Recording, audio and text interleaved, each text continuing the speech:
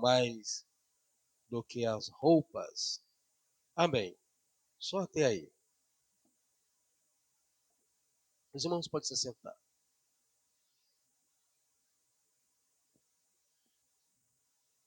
Em toda a criação de Deus, em toda criatura, existe ali as mãos de Deus. Nós, às vezes, passamos desapercebidos quando olhamos para as árvores e vemos aquelas árvores bonitas, aquelas campinas. A gente simplesmente fala natureza, como a natureza é bonita. E é linda mesmo. Mas a questão é, por que é que elas são tão bonitas? Simplesmente Deus programou assim, elas se viram sozinhas, elas se alteraram, foram a criação dos homens. Algumas coisas sim, né? Algumas coisas o ser humano acaba até fazendo mudanças, né? Por exemplo, o morango, por exemplo, Deus não criou o morango. O morango é uma criação humana. Deus não criou o pitbull. O pitbull é uma criação, mistura de raças. O morango, né? Também, com algumas coisas que eles fizeram lá. Mas a criação de Deus, em geral, ela é linda. Em alguns casos, ou melhor, toda ela é linda. Nem todos acham, né? Se você olhar assim na floresta, tem uns sapinhos que umas pessoas acham lindíssimo. Quem já ouviu essas reportagens, documentário falando sobre os animais, já contudo tem outras pessoas que já acham algo nojento, que se afastam. Tem gente que fica apavorado com algo que outros é apaixonado. Aí é a questão, é a visão das pessoas em relação àquilo. Não que a criação seja feia, mas é a nossa maneira de ver que acaba a gente dando outra conotação. Mas Deus criou tudo isso lindo. Os pássaros, como as plantas, e, e é interessante que Deus as preserva. Deus não apenas criou, mas Deus preserva.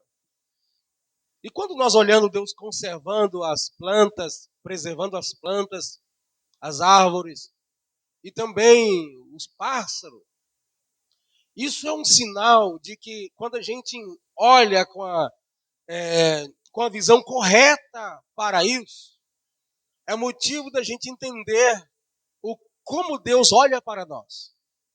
Como é que Deus olha para nós. Por quê? Porque o texto que nós lemos, vou continuar lendo aqui com vocês, diz que nós somos mais importantes do que a erva do campo. Que Deus fez tão bonito. Que nem Salomão se vestiu de forma tão esplêndida como o lírio. Os pássaros, Deus preserva eles. Deus os alimenta. E aí o texto diz que nós somos mais importantes do que os pássaros. Porque os pássaros eles não é imagem e semelhança de Deus. As plantas não têm alma como o ser humano. Os animais também não têm alma, igualmente nós. Aí Jesus está falando aqui na minha versão, diz assim: descanso na providência divina. Nós vivemos um dia após dia após dia, sob a providência de Deus. Cada dia que você amanhece vivo e ultrapassa a luz do sol e chega outra noite. Isso é uma providência de Deus. Deus nos dando a chance de ver, de ouvir e de sobreviver, de escapar muitas vezes, mas um dia. Mas nós até reconhecemos isso quando paramos para pensar e agradecemos a Deus quando a gente ora. Não sei se vocês têm o hábito, mas quando eu oro a Deus, as minhas primeiras palavras geralmente é de agradecer a Deus por alguma coisa. Antes de pedir perdão, antes de pedir qualquer outra coisa, obrigado por isso, quando na minha oração particular. Porque nós vivemos sobre esta providência de Deus todos os dias. Quando você olha para o seu armário e vê lá os alimentos, está ali a providência de Deus. A questão é que a gente começa a olhar e a gente vê o nosso suor, a gente vê a nossa profissão, a gente vê o armário, olha assim, a gente imagina a inteligência que a gente teve para trabalhar, para estudar e conquistou aquilo. Quando a gente, quem tem um veículo, uma bicicleta, um carro, um guarda-roupa, vê a sua vestimenta, começa a colocar os seus méritos, o seu esforço, a sua dedicação para ter alcançado aquilo. Mas se esquece que todo meios que foram usados para chegar até o momento de você adquirir alguma coisa ou comprar, esteve por detrás a mão de alguém nos guiando, a mão de alguém nos conduzindo. Por isso a gente ora agradecendo pelo fôlego de vida, porque se Deus fizer uma mudança na atmosfera, no nosso globo terrestre, se Deus fazer uma mudança aí no universo, é questão de segundo, morrem todas as pessoas. Se Deus tirar o oxigênio, é questão de segundos, de minutos. Tem gente que não demora nem um minuto, já vai morrer. Então a gente percebe assim, não é que Deus programou, olha, eu vou deixar e a terra vai ficar tendo oxigênio para todo mundo aí. Não, Deus, ele mantém isso. Deus intervém diariamente. É Deus trabalhando o tempo todo. Jesus disse, meu Pai trabalha até agora. E eu também. Ele não continua criando, mas ele continua trabalhando na sua criação. A Bíblia diz que ele descansou da sua criação no sétimo dia, mas não quer dizer que ele parou as suas atividades. Então Jesus está ali tentando exortar os seus discípulos a confiarem na providência de Deus, dizendo para eles, portanto eu vos afirmo, não andeis preocupados com a própria vida, quanto que haver de comer ou de beber. Ele não está dizendo que você não possa planejar e se programar. A questão é a preocupação com a falta disso invadir tanto o seu ser a ponto de deixar você perturbado, desequilibrado, desconfiado. Mas confiar no Senhor. Não fique preocupado com o que é vez de comer e beber, nem pelo vosso corpo, quanto que é vez de vestir, está falando das necessidades básicas do ser humano. É a comida, a bebida e a vestimenta. E às vezes nós lemos isso nas Sagradas Escrituras, mas nos comportamos como alguém que está vivendo a esmo por aí e que Deus pode ser que ele faça alguma coisa mais ou menos de uma forma de sorteio. Eu vou fazer na vida de alguém, na vida daquele que acertar, acertou. Os demais, e a gente fica querendo entrar na fila dos que vão ser sorteados. Mais ou menos assim.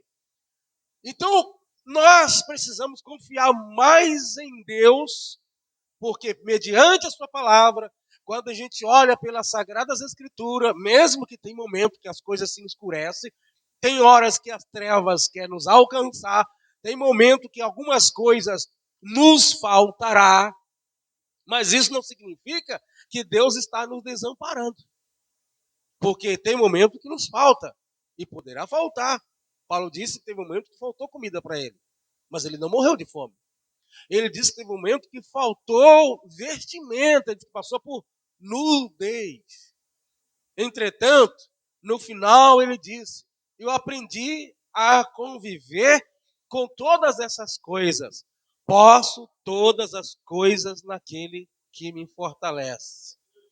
Essa é a expressão de quem confia em Deus no momento da providência e se alguma coisa lhe faltar em alguma instância da vida. O 26, aí Jesus manda olhar para a criação. Devemos olhar para a criação. Contemplei as árvores do céu. Elas não semeiam, nem colhem, As árvores do céu também, elas não armazenam em celeiro, não depositam em lugar algum. Contudo, vosso Pai Celestial as sustenta. Não tem de vós muito mais valor do que as árvores? Se Deus sustenta as árvores do céu, isso é motivo da gente entender. Olha, se temos mais valor, Jesus está fazendo uma afirmação aqui, não que eles não soubessem. Eles sabem que tem mais valor do que as árvores. Entretanto, Jesus está pedindo para eles trazer a sua memória. Vocês não têm mais valor do que as árvores? A afirmação interna seria assim de cada um, sim.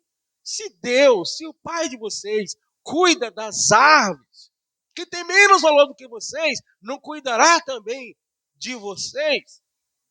Jesus aqui não está dando instrução futura, mas ele está reconhecendo que nesses discípulos dele, quando ele disse essas palavras, que havia pouca confiança em Deus.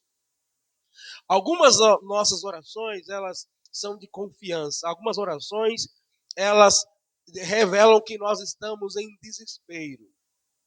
E a gente clama, a gente pede, mas é porque estamos com medo de faltar. E não porque temos certeza que Deus vai providenciar. Por exemplo, quando o povo está passando no Mar Vermelho, antes do Mar Vermelho se abrir, Moisés e o povo assistiu os 10 milagres, né, chamado de pragas, lá no livro do Êxodo. Chegou diante do Mar Vermelho, era para o Moisés ter pensado assim: vou levantar a minha mão com o cajado e Deus vai abrir o mar ou vai congelar as águas. Moisés foi orar. Nessa oração, Deus repreendeu Moisés, porque essa oração não era uma oração de confiança, mas uma oração de medo. Quando viu o inimigo se aproximar, que é apavorando eles, e o povo começa a apavorar Moisés, e Moisés então começa a clamar ao Senhor, e Deus diz assim: por que clamas a mim? Por que você está orando, Moisés? É uma repreensão. Diga ao povo para marchar. É isso quem anda em Cristo e viver pela fé. Deus disse: diga para o povo que marcha antes do mar se abrir. Marchar para onde? Beirando a praia? Claro que não. Para atravessar. Diga ao povo que marcha, em outras palavras, Moisés, se você tivesse dito para o povo atravessar, o milagre teria acontecido antes mesmo que você tivesse falado alguma coisa comigo, Moisés. Enfim, ele levantou as mãos porque Deus mandou, junto com o cajado ali, e o mar se abriu. Então Jesus fala: não tem de vocês muito mais valor do que as árvores? 27. Qual de vós, por mais que se preocupe, pode acrescentar algum tempo à jornada da vossa vida? Em outras versões, acrescentar um côvado, mas se refere ao o prolongação, o prolongamento da vida, ou prorrogar os dias. Não está tratando de aumentar, né, a pessoa de altura fisicamente. Vocês ficam preocupados, essa preocupação vai resolver alguma coisa? Ficar preocupado com o que haver de comer, com o que haver de beber, vai prolongar a vida de vocês? Vai ter resultado positivo? Não, não vai ter. Então, quando a gente faz isso, nós estamos perdendo o nosso tempo, porque isso significa falta de confiança. A Bíblia nos diz em Hebreus que aquele que se aproxima de Deus deve acreditar que Ele é galardoador de quem o busca. Se eu me aproximo de Deus, eu tenho que acreditar, porque se eu não acreditar, mesmo orando, Deus vai ficar chateado comigo. Porque aquele que fala com Deus tem que crer. Porque lá em Hebreus também fala, porque sem fé é impossível agradar a Deus. Às vezes a gente até ora, e Deus está triste com a nossa oração, porque ela é misturada de incredulidade. Eu vou orar porque está escrito. Eu vou orar porque meu pai orou. Eu vou orar porque Abraão orou. Eu vou orar, mas no fundo, eu não estou acreditando. Então, é melhor que nem orasse, porque vamos deixar Deus triste. Oração que é fruto de incredulidade, de desespero. No livro do Salmo diz que aquele que confia no Senhor é igualmente o monte de Sião que não se abala. Quando alguém ora desconfiando, essa pessoa está com a sua estrutura espiritual abalada. Logo a sua oração não vai ter efeito, porque ela apenas está orando acreditando nas palavras e não na confiança que sai do seu coração. E as nossas palavras diante de Deus, a gente pode passar 24 horas falando com Deus. Se não for expressão de fé, não vai ter valor nenhum positivo. O único efeito que vai ter é negativo, que a gente vai levantar da oração pior do que a gente dobrou o joelho. Então, não tem de vós muito mais valor? Vai acrescentar alguma coisa você ficar preocupado? E por que andar preocupado com o que haver de vestir? Jesus, dizendo para os seus discípulos esse sermão aqui, eles estavam preocupados com o que haver de se vestir. Olha que naqueles dias as pessoas não tinham preocupação que nós temos hoje. Geralmente no passado as pessoas não tinham, boa parte dos pobres, dentro daquela geração, na nossa geração, em alguns lugares até hoje é assim, a maioria das pessoas não tinha muito mais do que 2 mudas de roupa. Algumas delas, em algumas culturas, elas nem sapato tinham. Quem tinha sapato eram as pessoas mais importantes. E aqueles que tinham, geralmente, era um chinelinho de couro. Nada assim para entrar em uma festa. Pois é, ele já estava preocupado com o que havia de vestir. Imagina se tivesse a cultura do que nós temos hoje, né? Geralmente que nem as mulheres. As mulheres, olha assim, tem 10 vestidos, 10 saias, 10 blusas, 7 pares de sapato, e ela, a mulher fala assim, eu tô sem roupa hoje para ir para a igreja. Né? Se tiver uma mulher que não faz isso de vez em quando, você é exceção. Porque de vez em quando a mulher fala, eu tô sem roupa hoje. Qual que eu vou vestir? Nenhuma é sentido de usar. Mas isso, sabe por que isso? É porque tem bastante. Quem tem pouca, não faz isso. Se você tiver 2 mudas de roupa, você não fica assim. Qual? Você sabe o que você faz? Essa é de domingo e essa aqui é de quarta e de sexta. Pronto. Você está entendendo? Quando a gente não tem roupa, aí tem uma mais menos surrada e tem a surrada. Você não quer vir no domingo com a surrada. Jesus não se importa com isso, mas você acha que os irmãos vão se importar? Então a gente, quando tem muito o que escolher, né? A pessoa que não tem nada para usar, sai embaraçando pelo sapato, primeiro que encontra pelo chão assim, nem sapateira tem para colocar. Pessoa que não tem sapato, que não tem muita coisa, nem sapateira tem. Você vê uma pessoa sapateira, um lugar para colocar meia, uma gaveta só para não sei o quê. Aqui tem bastante. Então, os discípulos de Jesus, preocupados com o que havia de vestir, andando com alguém que era poderoso, andando com Jesus, que é aquele que pode fazer um milagre, e preocupado. Veja como nós somos. Como a nossa confiança em Deus é tão frágil, vulnerável. Qualquer coisa a gente fica abalado. Qualquer coisinha a gente fica abalado. Faz uma comprinha lá, se apertou um pouco, a gente já fica assim, eu quero ver se eu arrumo mais um dia de serviço no sábado ou no domingo até meio-dia. Eu quero ver se eu arrumo mais uma hora extra, a gente já fica já apavorado. Eu acho que esse mês nem dízimo eu vou dar. A gente fica planejando não dar o dízimo. Mas a gente não fica se pagar a parcela do banco, outra coisa, né? Jesus que se vira lá se a igreja não pagar o aluguel. Você já fez alguma lista assim de dívida sua alguma vez no caderno? Lista lá? Fatura, cartão de crédito, PTU, IPVA. Geralmente, qual é o último da lista? Se você colocar lá, dízimo. E custo de teologia, por último. Se apertou, quem é que você vai deixar sem pagar? Jesus. Jesus me perdoa aí, mas esse mês não vou te dar o dízimo não. Né? É assim que a gente faz, porque geralmente você coloca as coisas mais importantes, mais preocupantes, mais urgentes lá em cima e vai descendo. Mas não deveria ser o contrário, se é que nós confiamos em Deus. Não é que ele está dizendo que se você inverter, não, a gente não coloca em primeiro lugar, porque a gente coloca em primeiro lugar as prioridades. Se você tem uma lista e você sempre as repete quando vai escrever, sempre tem uma coisinha que você coloca por último ou perto do último, aquilo não é prioridade. Não é prioridade. Não é urgente. Não é tão importante. Porque senão você colocaria lá em cima. Então nossas preocupações deixam a gente atribulado, mas a nossa preocupação revela falta de fé. Revela falta de fé. E às vezes Deus nos treina. Existem pessoas que você ouve ela contar a história, você percebe que ela está no treinamento de Deus. Essa minha serva, esse meu servo precisa aprender a confiar em mim. Eu vou todo mês dar a impressão que ele não vai conseguir pagar dívida. Eu estou treinando ele. Ele não sabe ainda conviver com muito dinheiro, eu não posso fazer sobrar.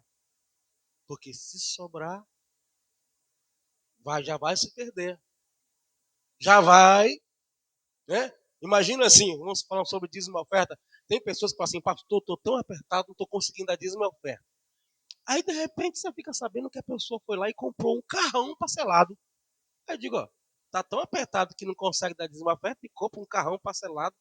Vai pagar lá 1.200, 1.500, R$ 2.000 de parcela. Não estava conseguindo até agora ser dizimista. E aí deu uma folgadinha lá, se é que folgou, mas conseguiu dar uma driblada na situação e depois continua sendo a dízima oferta. Então você percebe que é porque não é prioridade. Se fosse prioridade, a gente deixaria outras coisas, porque se é tudo dívida mesmo, tem que deixar uma. Então, é nossas prioridades. Mas isso revela falta de fé. E a gente sempre entende que Deus é compreensivo, né? Observai como cresce o lírio do campo, das ervas. Eles não trabalham, nem tecem. Eu, contudo, vos asseguro, disse Jesus, que nem Salomão, em todo o esplendor de sua glória, vestiu-se como um deles. Versículo 29. Então, se Deus veste a erva do campo, que existe hoje, e amanhã é lançada no fogo, quanto mais a vós, outros, homens de pequena fé. Deus poderia não investir num pé de árvore, de planta. Tem alguns deles que só dá flores, nem fruto alguns não dão. Às vezes dão semente, mas não dão fruto, não vai servir diretamente para nada. E aí Deus preserva, conserva, mantém tudo bonitinho, mesmo sabendo que hoje à tarde aquela planta é o seu último dia de vida. Então Deus observa ele, está atento aos detalhes da vida. 31, portanto, não vos preocupeis dizendo, que iremos comer, que iremos beber, ou ainda, com que nos vestiremos. Pois são os pagãos, as pessoas sem Deus, que tratam de obter tudo isso, que fica todo dia com aquele desespero pela comida, pela vestimenta, e corre atrás. No Salmo 103, se não falei embora, diz que bendiz a minha alma ao Senhor, e tudo que há em mim bendiz o seu santo nome. Tudo que há em mim deve glorificar o nome de Deus. E Deus fica muito triste quando nós nos preocupamos tanto em obter coisas, damos tanto valor para as coisas, que quando estas nos faltam, a gente fica desesperado. Mas estas coisas que nós estamos preocupados em adquirir, não é com a finalidade de glorificar o nome de Deus através daquilo. Como é que eu vou glorificar o nome de Deus? Testemunhando do que Ele fez na minha vida, e isso, por fim, beneficiará outras pessoas. Porque se o que eu corro atrás é só preocupado em acumular, porque quando eu tiver 90 anos, aí eu não preciso mais estar no caminho errado. Não é que você não possa planejar, mas nessa jornada, o cristão ele não pode se ver sozinho, com muita sacola na mão. Você quer imaginar, eu estou com sacola na mão aqui, mas tem outras pessoas pegadas do outro lado da minha sacola, e outras pessoas junto, e nós juntos vamos acumulando e vamos sustentando. Daqui a pouco tem um na estrada que perde tudo e a gente ajuda ele, porque é para a glória de Deus. Mas o que a gente se preocupa tanto? Com aquilo que simplesmente o pensamento está focado em nossos próprios benefícios. A gente não inclui Deus ou as pessoas nos nossos projetos. A gente fica pensando, porque não é velhice, eu não quero. A questão é, pode programar? Sim. Pode pensar assim, mas só você na história? Quer acumular tanto pensando só em ti? É o que Tiago fala. Vocês pedem e não recebem porque pedem mal. Vocês pedem só pensando em gastar nos seus próprios prazeres. Aí a pessoa fala assim, eu quero gastar bastante dinheiro. Eu até me imagino comprando um sítio e fazendo uma chácara, né? Fazendo uma piscina. Me imagino naquele sol quente, me banhando. Me imagino mergulhando. Me imagino no triciclo ou quadriciclo e subo e desço. E os irmãos? E os parentes? E os amigos? E os vizinhos? Ah, cada um não está sendo para a glória de Deus. Você pode até, Deus não vai pedir que você adquire, mas que Deus está alegre com esse sonho, não está. Porque onde está a glória de Deus? Não, eu vou chegar no meio da minha chácara e começar a glorificar Deus. Olha, não é esse tipo de glória que a Bíblia está falando. É o que há em mim. Outros observam. E como eu lido com elas, o nome do Senhor é glorificado através de como eu lido com essa situação. E sabe o que acontece? Deus vai prosperar a vida da pessoa que pensa assim. Por quê? Porque Deus quer que essa pessoa continue fazendo pelo outro. Deus nunca dá riqueza para alguém pensando naquele alguém. Sempre pensando no quem está em volta daquele alguém.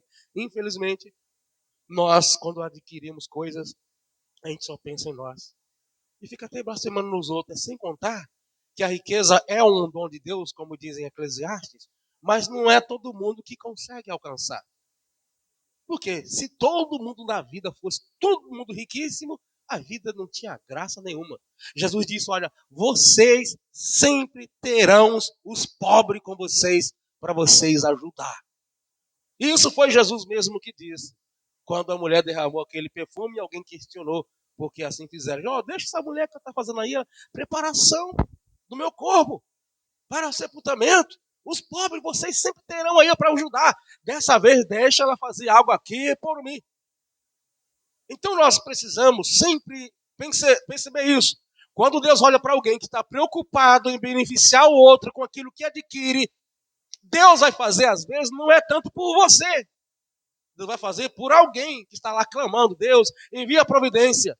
Deus fala, eu sei como eu vou enviar a providência. Eu vou usar um que está orando tanto, pedindo dinheiro, pedindo riqueza, mas a vontade dele é ajudar as pessoas. E vou colocar você no caminho dele. Você está entendendo? Tem coisas que Deus faz em nós, não é tanto por nós, é por causa dos outros que estão próximos de nós. É a mesma coisa do castigo. Existem coisas na palavra de Deus que Deus poupa a gente a fim de guardar o outro. Deus faz por causa do outro. Por exemplo, Deus poderia ter condenado Moisés quando Moisés fez um discurso diante de uma rocha falando, porventura poderemos dar água para vocês beberem, seus rebeldes. Deus ficou muito irado com isso. Porque Deus falou para ele, fala. Ele foi lá e bateu. Aí Deus, por causa do povo, deu água. Mas não deu água por causa de Moisés. Não foi nem por causa da autoridade de Moisés. Foi o próprio Deus, vai lá e fala a rocha. Nesse momento não teve a autoridade de Moisés, porque não foi Moisés que orou, suplicou, e Deus deu água. Nesse momento, da água sair, mesmo com Moisés na sua rebeldia, não é um resultado de uma oração, mas de uma súplica do povo, desejando água, não pela oração de Moisés. Então, vai lá, Moisés, fala. E Deus poderia ter interrompido Moisés. Ah, eu falei para você falar e você vai bater, por quê? Eu falei para você falar a rocha, não para fazer discurso. Mas Deus estava tendo misericórdia do povo. Mas depois Deus falou, sabe, Moisés, você e esse grupinho aí de murmurador não vai entrar na terra prometida porque vocês não santificaram o meu nome. Ao invés de vocês me glorificar, você glorificou a si mesmo. Agora, tá vendo lá as Campinas? Você não vai entrar lá porque você poderia ter santificado o meu nome e você não santificou. Você se exaltou, em outras palavras. Mas Deus deu água para o povo, não porque Deus estava assim ó, com Moisés. Por misericórdia. Provavelmente se Moisés estivesse sozinho, Deus não teria dado água. Então, os pagãos, povo sem Deus, é que fica desesperado. É por isso que as pessoas agem tão de forma irregular para adquirir, mente para conquistar. Gente, a gente fica assistindo as pessoas assim, as falcatruas que as pessoas fazem para conseguir emprego. E Deus, isso é tudo semente que a gente colhe depois. Por que eu estou sofrendo tanto? Você lembra que lá atrás você fez um currículo, colocou um monte de mentira nele? Você conseguiu até emprego, mas você agora está colhendo e nem sabe. Porque você lembra que quando estava namorando o tanto de mentira, o tanto de coisa que você pulou a janela da casa escondido do pai e da mãe? Você lembra, você que é filho, o tanto de coisa que você fez com seu pai e sua mãe, você enganou seu pai e sua mãe, foi para um lugar, disse que foi para outro. Chega o dia da colheita, que a gente até esquece de pedir perdão, não se arrepende. Porque eu ando por aí a pé para cima e para baixo, não encontro uma alma para me dar uma carona.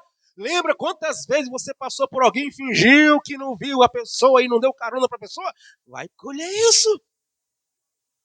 Lembra, mas uma pessoa que só vive doente, mais doente a vida inteira. E muitas delas são consequências que o pai disse. Vai no banheiro, coloca chinelo, não toma banho com a água quente e sai direto lá no frio.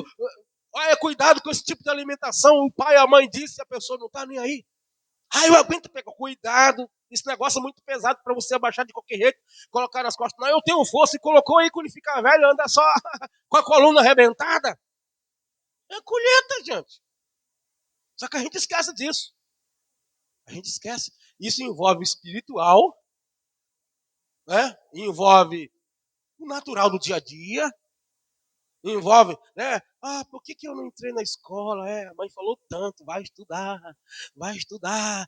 Aí você até foi, chegou lá e pagou para alguém para colar para você, para te dar as provas, pagou alguém para fazer a prova para você. Você está plantando uma maldição que vai te pegar lá na frente, que vai ter um diploma e não vai valer nada o diploma. Na hora de praticar, nem sei o que é isso aqui. Raiz quadrada, não sei nem raiz comprida, como você retrata? Pagou para os outros fazer a prova. Chega. É claro que quando chega a colheita, a gente esquece de todas elas, né? A gente fica assim, o que eu fiz? Fazer que nem o Lázaro, né? O que eu fiz para merecer? Gente, no mundo espiritual você nem imagina. Jesus diz assim, dá e ser vos há dado. Sacudido, transbordante, que mais? Recalcado, tudo negócio assim, bem cheio. Vos darão de novo. Sabe esse dar ali? Dá. Ajuda as pessoas. Alimente os famintos. Ajuda o necessitado. E elas, não é nem Deus ali. Elas, está no plural. Vos darão, está no plural. Se fosse singular, seria Deus. Mas vos darão. Em Lucas parece. Vos darão. Então assim, consequentemente, tem coisas que tem hora que Deus vai reservar você para ele e não vai deixar ninguém estar interferindo na sua vida para te ajudar.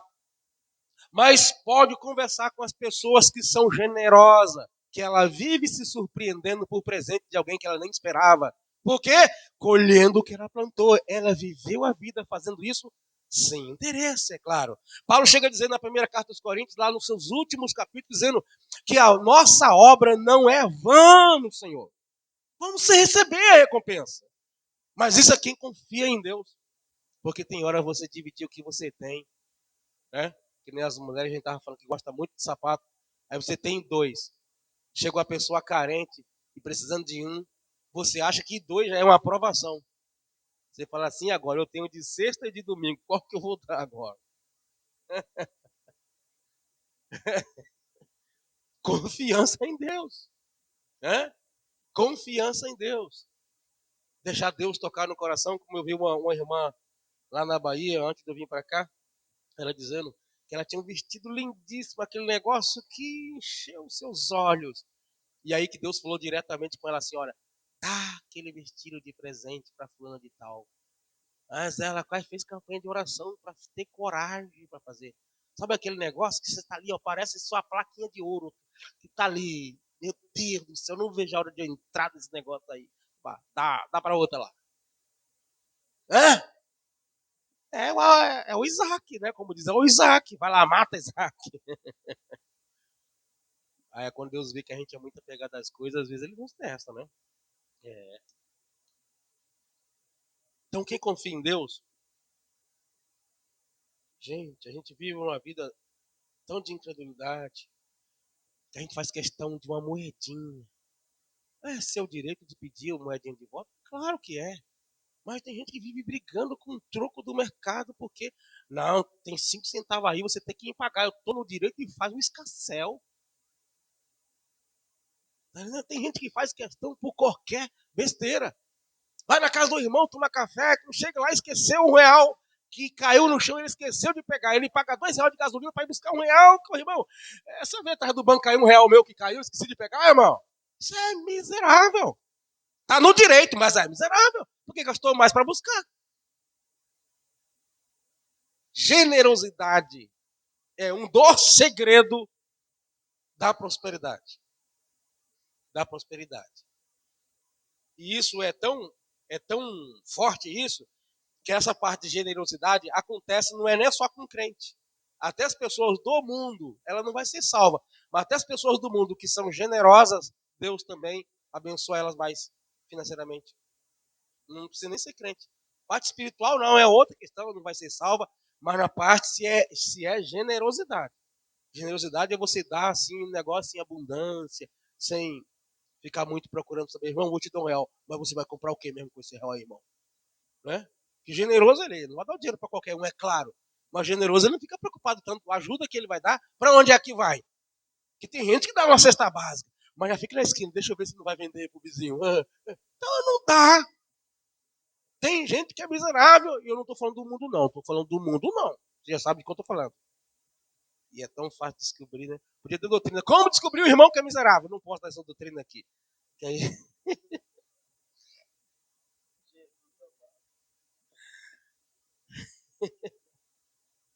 Pois são pagão que trata sobre obter tudo isso, mas o vosso Pai Celestial sabe que necessitais de todas essas coisas.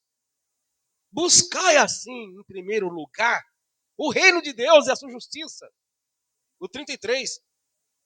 E todas essas coisas vos serão acrescentadas. Preste bem atenção aqui. Deus é um rei. E ele tem o seu reino. Nesse reino é ele que governa. Nós precisamos buscar esse governo de Deus e a justiça desse reino como algo em primeiro plano da nossa vida. Não é buscar primeiro no sentido assim, eu amanheço de manhã, qual é a primeira coisa que eu faço? Oro. Não é isso. Mesmo que o bom mesmo que você ore primeiro. Porque orar nem sempre significa buscar o reino. Você vai orar assim, Senhor, eu te peço, ó Deus, que envia para mim muito alimento, muita comida, muito dinheiro, muito. Você não está buscando o reino, mas está orando, não está? O que é a vontade de Deus para a minha vida e para a vida do povo, para as pessoas. E aí eu dobro meu joelho e eu começo a orar, aí eu estou buscando o reino, que o reino é o governo, a vontade. Nem toda oração é buscar o reino. Não é a ideia de buscar primeiro isso para depois buscar isso. Em primeiro lugar, veja que aqui não tem. Em primeiro lugar e em segundo lugar. Não tem primeiro e segundo aqui. Em primeiro lugar é o seguinte: coloque como algo de maior valor da sua vida o reino de Deus e a sua justiça. Ele diz que é para a gente não,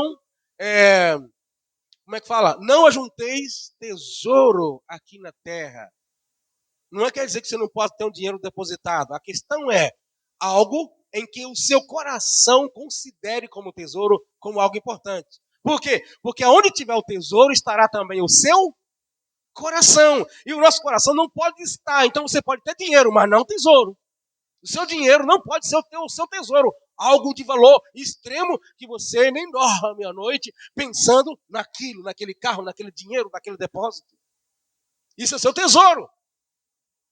Mas buscai primeiro o reino, coloque em primeiro plano o seu coração nas coisas que fazem parte da vontade de Deus. E não é todas as outras coisas, como a gente erroneamente fala. E todas essas, que coisas essas são que o texto está falando? Você consegue dizer? O que é que Jesus acabou de dizer? E todas essas, está falando para algo específico. E que coisa é que serão acrescentadas? Não é tudo que serão acrescentadas, são algumas coisas. Hã? Isso. Buscai primeiro o reino do céu e a sua justiça, e essas coisas, próximo, eu acabei de falar. Comida, vestimenta e bebida. Porque algumas pessoas colocam aqui carro, colocam aqui terreno, colocam aqui um monte de coisa de riqueza. Não. Jesus está falando aqui da necessidade básica. E essas coisas, comida, bebida e vestimenta, vos serão acrescentadas. Agora, se fosse, e as demais, que algumas pessoas geralmente pegam o vício de linguagem, né? 90% dos pregadores, 99% dos pregadores, quando você veio pregar, pode observar que ele fala assim, e a Bíblia diz, buscar o reino do céu, a sua justiça, e todas as demais, e todas as outras. Não tem outras e não tem demais. Não faz parte do texto. E todas essas, que é a sua sobrevivência. Comida, bebida e vestimenta é para a sobrevivência. Carro faz parte, mas não é sobrevivência nossa. Porque a gente viveu não sei quantos anos sem carro, depois é que entrou o carro, pode deixar a gente mal acostumado. Né? Que hoje o povo reclama mais do que na época que o povo não tinha. O povo reclama é quando começa a ter coisa, né? Você vê as pessoas que têm dinheiro reclamando de frio, que tem carro, né? Para ir para a igreja, ó, na época em que o povo não tinha um carrinho para vir quentinho dentro, o povo vinha para a igreja mais no frio do que a época que tem um carro. Você aquece o carro e vem com o carro fumaçando, quase pegando fogo. E entra aqui, tem igreja que tem tudo já aquecido também, tem igreja que você entra e você não sente frio. E mesmo assim, no frio, tem gente que não vem para a igreja. Mas na época que não tinha nada de ar-condicionado, nem para o frio, nem para o quente, o povo, a água estava andando num tornozelo, num gelo. O povo chegava quebrando o gelo, escorregando, que o gelo escorrega, né? E não impedia. Mas nós temos uma geração de gente frouxa, que eu vou te dizer, misericórdia. Falando sério, gente. Olha que eu só tenho 49 que eu vou fazer? 49 ou é 50? Vou fazer 49. É uma mudança tão drástica, gente. A gente vê umas crianças velhas hoje, uns jovens velhos.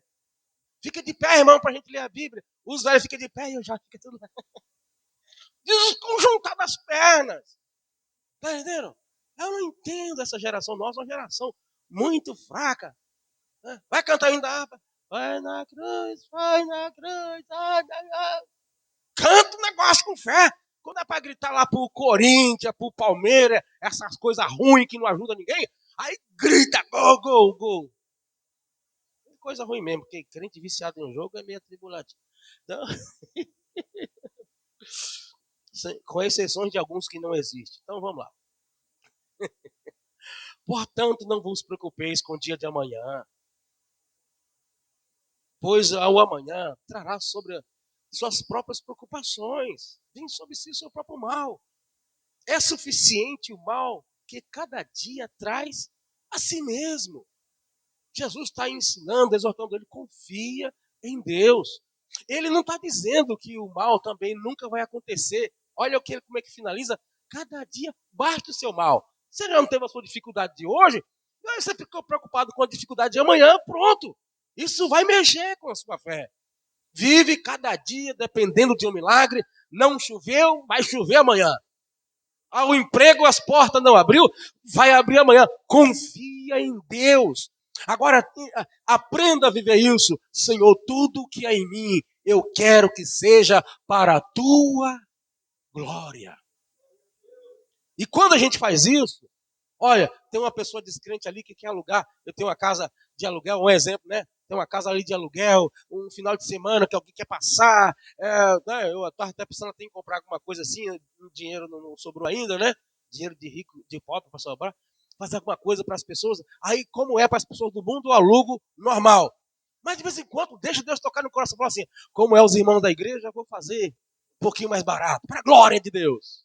Tá vendo? Beneficiar os irmãos. A gente você não é obrigado a fazer isso. A questão é que quando fala é para ajudar todo mundo, mas quando fala do doméstico na fé, você percebe que a Bíblia frisa principalmente os domésticos na fé. Precisamos confiar mais no Senhor. Ele não cuidou de você até agora? Sim. Então, não preocupado com o dia de amanhã. Basta cada dia o seu mal. Olhe para as aves, olha para aquele vento batendo assim naquelas folhas tão verdes. Tudo ali é preservado, conservado, criação de Deus. estão vivos, você vale muito mais do que eles.